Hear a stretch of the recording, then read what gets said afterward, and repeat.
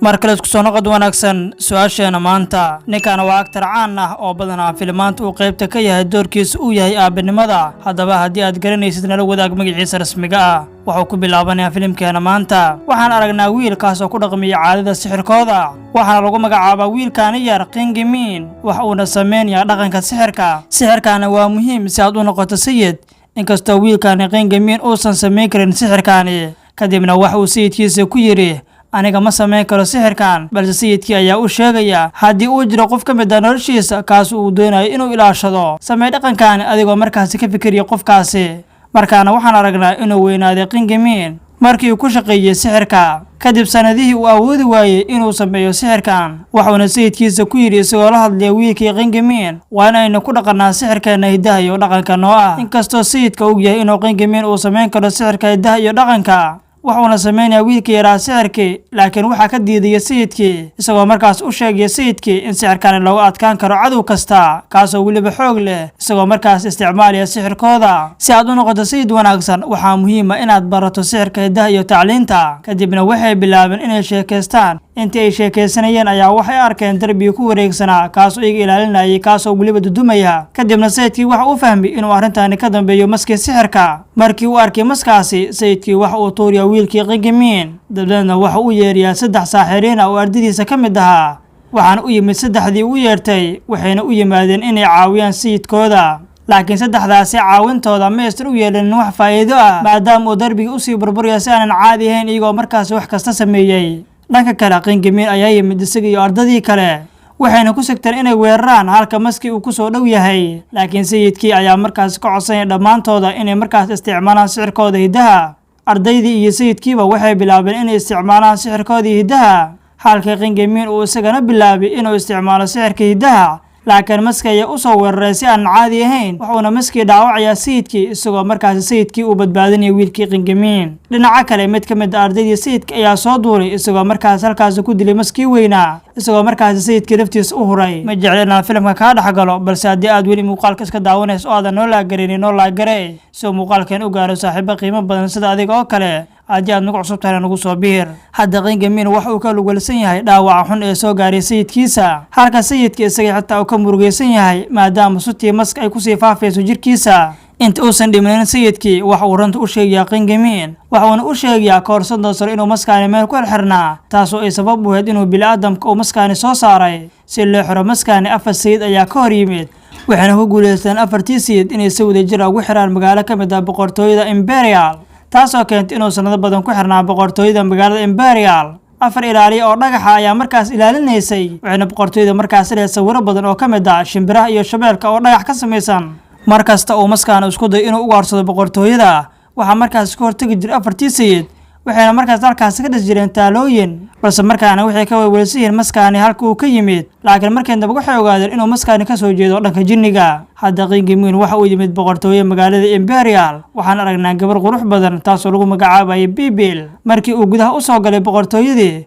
waxa uu arkayaa nin kor saaran kaasoo lagu magacaabo boya run ahaantii waxa uu ninkaani ahaa sayidka meeshaani dabdeedna waxay maqlayaan cod laxan ah waxayna raacayaan codkaasi markaana waxaa hal meel isugu yimid qingimin ninkii booya ahaa iyo laxankii ay soo raacayeen ninkii garaacayay balse waxay ogaadeen inuu ninkaani jinni yahay markaana ninkii booya ayaa ninkii jinniga ku yidhi xageed ka soo xaday gitaarkan balse ninkii jinniga ayaa ku yidhi meelna maxaa yeelay aniga ayaa iska leh waxuuna ninkaani jinniga doonaya inuu xado gitaarkaani isagoo markaasi doonay inuu ku waxyeeleeyo boqortooyadan markaana ninkii booya waxa uu dagaal ku qaadaya ninkii jinniga isagoo markaasi seeftiisa u isticmaalaya waxuuna isticmaalaya xerag isagoo markaasi doonay inuu ka kosiyo ninkii jinniga ahaa balse markaana waxaa ka celinaya ninkii qingimin ahaa isagoo markaas u sheegay inuu ninkaani faraha ka qaado laakiin markaana waxaa gitaarkay gacanta ku dhigay ninkii qingimin ahaa waxaana halkaas isaga carray ninkii jinniga ahaa markaana waxa uu dagaal xoogan dhexmaraya booya iyo ninkii qingimin ahaa waxayna bilaabeen inay dagaalamaan inta ay dagaalamayeen waxay adeegsanayaan sixradooda kala duwan intaas kadib waa kana qingimin isagoo markaana dhismo korkiisa saaran isagoo markaas takan u qaaday ninkii qingimin ahaa maadaama uu ka celiyay ninkii jinniga ahaa kadibna qingimin waxa uu imaanaya ninkii jinniga ahaa balse ninkii jinniga ayaa ku dhahaya fadlan iga dhig adoonkaaga markaasna qingimin waxa uu jinnigaasi ka dhiganayaa ruux isaga ilaalinaysa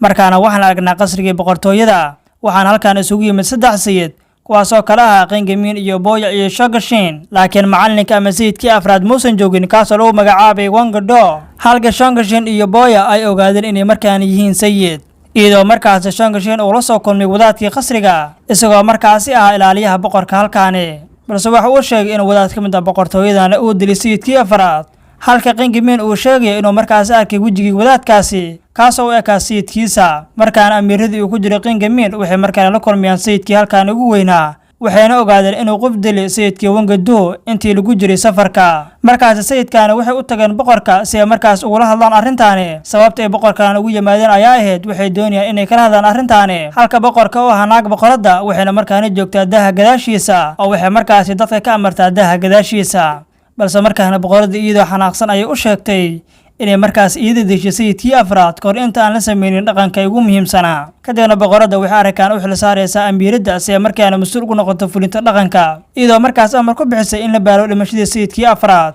waxayna markaas weydiisay wadaadkii qasrigeeda inuu noqdo sayidka afraad kadibna sayidkii afraad waxay bilaabeen dhaqanka iyo markaas inay isticmaalaan sixirkooda markaana boqoradii waxaa dusheeda lagu arkayaa nabarro xoog leh maxaa yeelay waxaa soo weeraray jinniga isagoo markaasi dhaawac daran u geystay markaana wadaadkii waxa uu bilaabay inuu markaasi ka dhayo dhaawacii isagoo markaasi ka jeexaya si ay markaana meeshaas u dhiig baxdo waxuuna ka daaweeyey meeshii iyagoo markaasi guryihii ku jira ayaa Salma Falana waxay arkeen midab u eg cirka kaasoo weliba isbedelaya isbedelka oo cimiladan isbedelay Qin Gemin iyo Boya waxay u fahmeen inay markaana jinniyo soo weerar rabaan isla markiiba waxay u soo yaaceen qolkii boqorada markii halkaas tageen waxay arkeen in wadaadkii uu la dagaalamayo amiiradii Longiyi taasoo ay boqorada u xil saartay inay markaas hogaamiso dhaqanka wadaadkii waxa uu yiri waxaan rabaa inaan dilo boqorada waxayna bilaabeen inay markaas isku qabtaan falaarahooda intii lagu guda jiray dagaalkaasi Longiyi waa ay dhimanaysaa iyadoo markaas uu jinni timaha ku dilaya laakiin ka hor intaysan dhibin Longiyi waxay u sheegaysaa Qin Gemin wax ku saabsan boqorada Qin Gemin si fiican uma maqli karin arrintaani hadda subaxdii dambe Boya iyo Qin Gemin ayaa kulmaya markaana ninkii Boya waxa uu sheegay Qin Gemin inuu markaana ka shakasan yahay wadaadka laakiin Qin Gemin waxa uu leeyahay wax kale ayaa jira waxa uu u sheegay inuu isagana ka shakasan yahay boqorada markaana waa isku soo horjeesteen iyadoo markaas uu qof walba aaday qolkiisa markaana ninkii Qin Gemin waxa uu arkay in amiiradda isku dayayso inay xado seeftiisa seeftaasna waxay ahayd seeftii uu Qin Gemin u dhiibay sayidkiisa inkastoo seeftaan lagu dili karo qof kasta maxaa yeelay waxay xabaarsan tahay awood badan dableenda Qin Gemin waxa uu weydiinayaa boqoradii sababta ay seeftaani u xadayso bas inta aysan u sheegin sababta ay u xadayso seefta waxaa isla markiiba soo weeraray jinni isagoo markaasi ku ceejiyay timihiisa intaas kadib waxa uu soo raacay timi isagoo markaasi kor soo fuulay kadibna jinnigii waxa uu Qin Gemin u sheegayaa inay midaani sugaysay 60 sano iyadoo markaas u raacinaysa ninkii Qin Gemin inay markaasi ka heshay sawirka boqorada waxayna boqoradan u ekayd amiiradii hore taasoo jirtay 60 sano ka hor markuu arkay Qin Gemin sawirkii hore ee boqorada waxa uu fahmayaa wax halkaan ka socda kadibna waxa uu imaanayaa Boya waxa uu u sheegayaa sida ay wax u jiraan kadib markii uu hadalkii u dhameeyo waxa uu waaniyaa ninkii Boya ahaa waa uuna soo cararaya isagoo markaas arkaya Boya oo markaas dhulka yaala dableedna ninkii Qin Gemin ayaa kor u soo qaadaya Boya isagoo markaas u adeegsanaya sixirkiisa kadibna waa ay soo bixeen iyagoo markaas banaanka u soo baxay waxayna halkaas ku arkeen amiiradii iyo wadaadkii oo wada socda iyagoo markaas gacmaha is haysta Boya ayaa markaas weydiinaya amiiradii sababta iyada iyo wadaadka ay markaas u qiyaameen boqorada taasoo ay micnaheedu tahay boqorada waa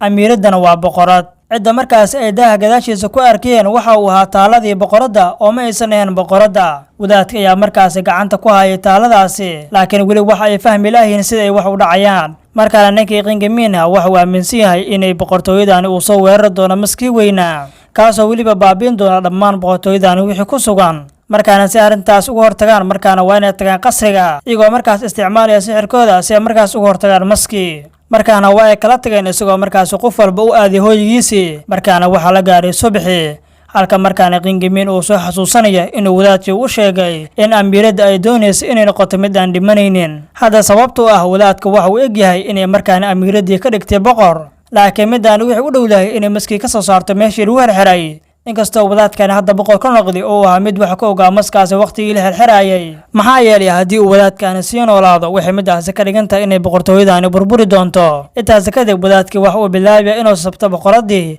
isagoo markaasi lahaaday boqoradii maxaa yeelay waxa uu kusoo xirogeliyey sixirkiisa markaana Qin Gemin iyo Boya waxay bilaabeen inay soo weeraraan wadaadkii laakiin wadaadkana waxa waa mid uu sixirkiisa aad u sareeyo isagoo markaas meel ku soo xiray Qin Gemin iyo Boya isla markiiba ninkii Qin Gemin waxa uu isticmaalaya sixirkiisa isagoo markaas halkaas ka soo baxaya laakiin wadaadkana waxa waa mid aad u awood badan inta uu la dagaalamayay Qin Gemin iyo Boya waxa markaas ka dhaawacmaysa xaaskiisii boqorada ahayd intaas kadib xaaskii boqoradeed iyadoo jiifta waxa gadaal ka soo galaya Masyar taasoo markaasi keentay inuu markaasi wadaadkii isku bedelo mas weyn. waxuuna halkaasi ku soo qaadayaa weerar aanan caadi ahayn. markaana magaaladii oo dhan waxaa ka tambadaynaya sixirkii wadaadkii, isagoo markaas isku soo qaabikaysiinaya maski, wax uuna burburinayaa magaaladii. markaana magaaladii waxay noqonaysaa mid qiiqda oo waxaa magaaladii dhexdeeda ka abuurmaya qalalaaso badan. markaana ninkii qingamiina wuxuu isku dayayaa inuu markaana sixirkiisa ku xakameeyo, balse markaana arrintii way kasii dartay. waa ayna soo carareen isaga iyo saaxiibkiisa Boya, waxayna markaana yimaadeen halkii uu qalaasaha ka jiray. waxuuna markaana ninkii qingamiinaha bilaabaya inuu markaana caawimaad u dirsado asxaabtiisa. markaana ninkii Boya wax uu shiisa sixirka ku dhufanaya dhulka, isagoo markaas uu soo dudumaya darbigii. markaana waxa ay qingamiin iyo Boya weerar ku qaadeen maskii, iyagoo markaasi si xun u galaya, waxayna markaasi ka gubiyaan meelo badan. intaas kadib maskii waxa ka soo baxay wadaadkii, isagoo markaasi dagaal ku soo qaadaya qingamiin iyo saaxiibkiisii Boya. markaana ninkii qingamiina waxa uu markaana sixirkiisa awood u siinaya inuu markaana baal yeesho, waxuuna dagaal aan caadi ahayn ku qaadayaa boqorkii, isagoo markaas uu la dagaalamaya si aanan caadi ahayn. intaas kadib waxaa markaana soo laabanaya qingamiin iyo boqoradii. markaana ninkii qingamiina waxa uu adeegsanayaa sixirkiisa, isagoo markaas awood bilaara siinaya ninkii Boya ahaa. markaana Boya waxa uu qaadanayaa seef ka mid ah sixirkiisa, waxuuna markaana weerar baan ku qaadayaa wadaadkii. laakiin wadaadkii waa mid isdufaacaya, maxaa yeelay maahan mid waxaana looga adkaan karaa, isagoo markaas ka hortegaya sixirkii Boya. markaana waxaa seef qabsanaysa boqoradii, iyadoo markaasi qoorta iska jaraysa. markaana wadaadkii waa uu niyad jabayaa, maadaama ay gacalisidiisii qoorta iska jartay. waxaana arrinkaasi ka faa'iidaysanaya ninkii Boya, isagoo markaasi soo weeraraya, waxuuna halkaasi ku burburinaya wadaadkii iyo maskiisaba. waxayna halkaasi ugu guulaysteen wadaadkii sharwadaha ahaa. waxaana markaana halkaasi ku dhammaanaya filimkii. waxaana lagu magacaabaa filimkani The Yin Yang Master, isagoo markaasi soo baxay sanadii 2020. maanta muuqaalkan intaas ayuu ku egyahay. intaan muuqaalkani mid ka xiiso badan kulmi doono, sidaas iyo nabadiino.